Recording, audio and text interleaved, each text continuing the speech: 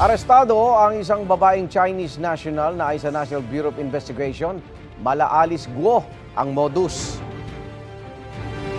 Another type of an Alice Guo case where there is a concealment of identity. Ay sa NBI, nagpapanggap bilang Pilipino ang babae at gumagamit ng Pilipinong pangalan. Ginagamit rin niya ang peking identity para sa kanyang mga negosyo sa Pilipinas na may kaugnayan sa mga modern jeepney.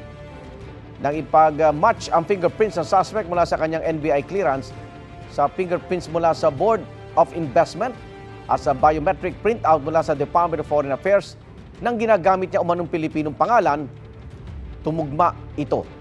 Maharap siya sa reklamong paglabag sa Philippine Passport Act of 1996.